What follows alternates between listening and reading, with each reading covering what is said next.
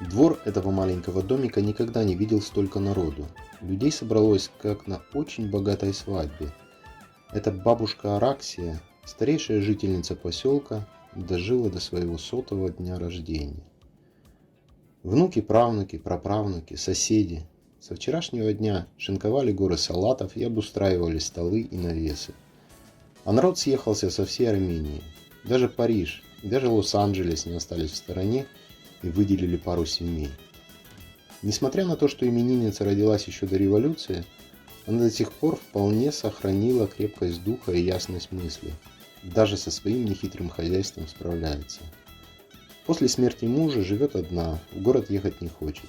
Друзья, соседи помогают, правнуки набегами появляются. Так и живет, не жалуется. Именинницы налили вина в маленькую довоенную рюмочку и попросили произнести первый тост. Все замолчали. Бабушка Араксия встала, кашлянула, чтобы себя подбодрить, и начала.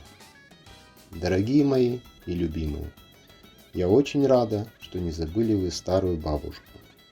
Отложили дела и приехали ко мне на день рождения.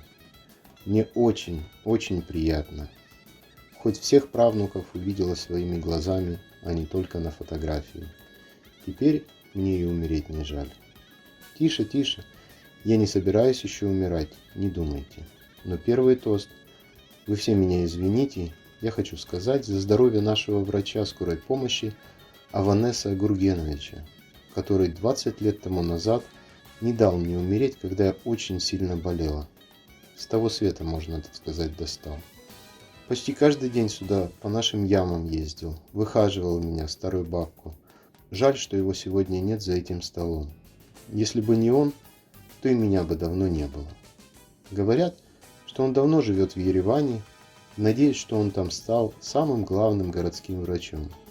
Дай Бог ему здоровья, всегда свечку за него в церкви ставлю. Какой же хороший доктор, добрый, внимательный. Тут многие должны помнить его.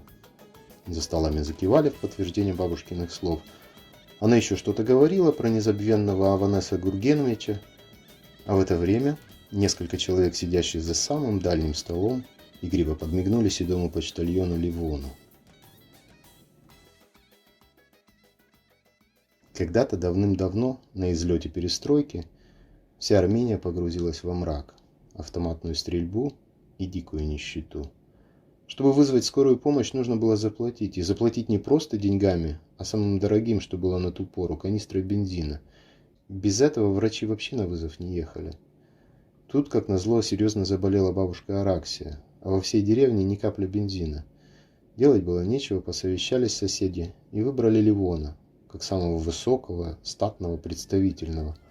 Кто-то дал ему очки и белый халат жены, кто-то слушалку из детского набора доктора, а лицо закрыли марлевой повязкой, чтобы больная не узнала почтальона.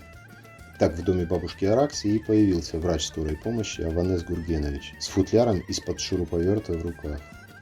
Он слушал больную игрушечным стетоскопом, понимающе кивал, давал советы и выписывал лекарства, которые нашлись в аптечках у соседей.